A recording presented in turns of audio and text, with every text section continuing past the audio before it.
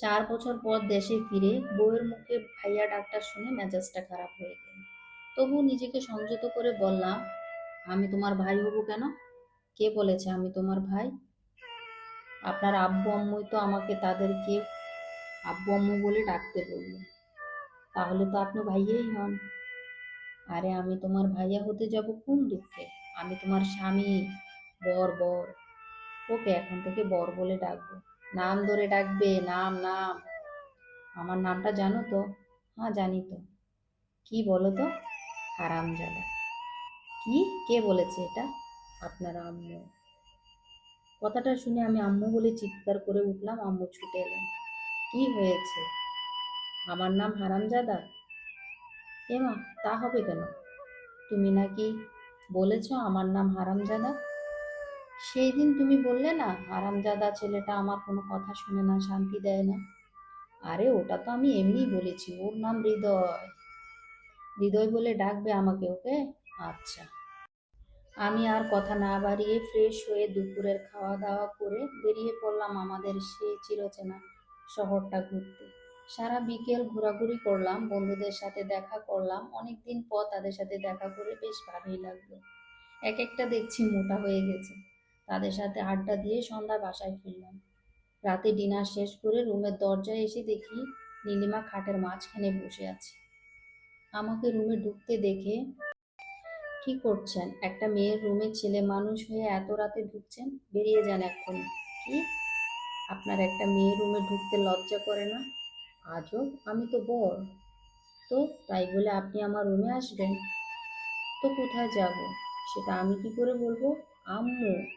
আমি দৌড়ে গিয়ে নীলিমার মুখটা চেপে ধরলাম। এই, আম্মুকে ডাকছিস কেন? আমি আম্মুকে বলে দেব তুমি আমার রুমে এসছো। তুমি ভালো না, বদমাস, খারাপ ছেলে কোথাকার, লুচ্চা, লাল টিকটিকি, তেলাপোকা, বান্দর। আরে বোন, আমি আসলে সমস্যা কোথায়?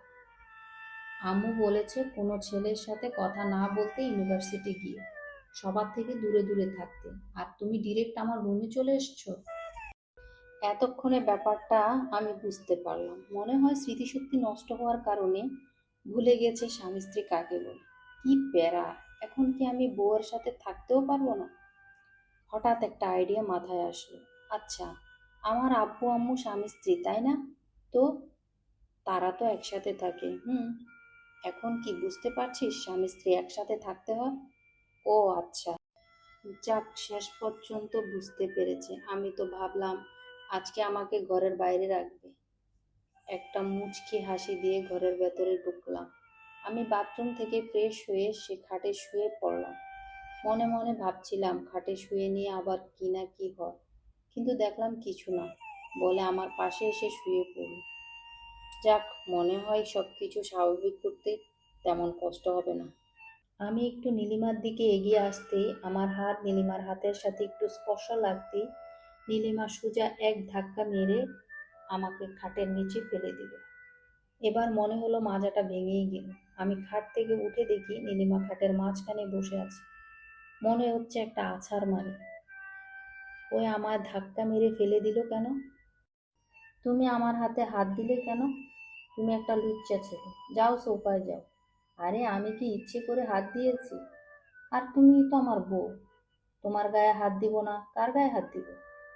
কি? হাত দিয়েছো আবার বলছো কার গায়ে হাত দিব?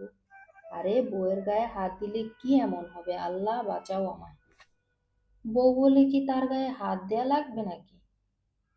তো মানুষ কি বউকে বিয়ে করে বাক্সের ভেতর ঢুকিয়ে রাখতে? তুমি এর আগে কয়টা বিয়ে করেছো? এর আগে বিয়ে না করলে তো জানার কথা নয় বউয়ের গায়ে হাত দিতে পারে। কয়টা মানে? তুমি প্রথম। তার মানে আরো বিয়ে করার ইচ্ছে আছে তোমার? কখন বললাম সে কথা? ওই যে বললে তুমি প্রথম। তার মানে দ্বিতীয়, তৃতীয়, চতুর্থ, পঞ্চম আরো নিয়ে আসবে? আমি সে কথা বলিনি। আমি আর কিছু জানতে চাই না, তুমি এক্ষুনি সোফায় যাও। আর হাত দিব না, থাকি না। যাবে না? মুখে ডাকবো। যাচ্ছি যাচ্ছি। আমি আর কিছু না বলে সোফায় গিয়ে ঘুমিয়ে পড়লাম। দূর, এক সময় খাটে শোয়ার সুযোগ থাকলেও শুইতে চাইতাম না। আর আজ খাটে শুইতে চেয়েও সোফায় শুতে হচ্ছে। এভাবেই কেটে গেল অনেক দিন। আমি এখন নীলিমার যন্ত্রণায় পুরাই অতিষ্ঠ হয়ে গেছি। মনে হচ্ছে বাড়িঘর ছেড়ে এখন পাবনা যাই। বাড়িতে ফিরতে ইচ্ছে হয় না। মেয়েটা বিয়ে করার পর থেকে আমার জীবনটা তেজপাতা হয়ে গেছে। আমি ডাইনে গেলে ও বামে যায়, আর আমি বামে গেলে ও ডাইনে যায়। মনে হইতেছে সবকিছু ছাইরা হিমালয়ে চলে যায়। রাতে বেলকনিতে বসে থেকে এসব ভাবছিলাম। অনেক রাত হয়েছে, নীলিমা এখনো আসলো না রুমে। তাই বের হয়ে আসছিলাম। রান্নাঘরের কাছে আসতেই যা শুনলাম, তার জন্য প্রস্তুত ছিলাম না। বড় আম্মু, হৃদয় তো এখন দেশে ফিরেছে। আর এতদিনে অনেক জ্বালিয়েছি। এখন কি সবকিছু স্বাভাবিক করে নিলে হয় না?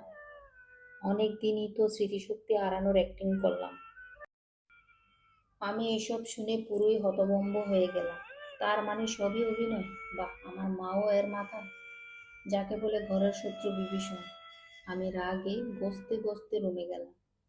গিয়ে ব্যালকনিতে দাঁড়িয়ে থেকে কি করা যায় ভাবতে শুরু করলাম।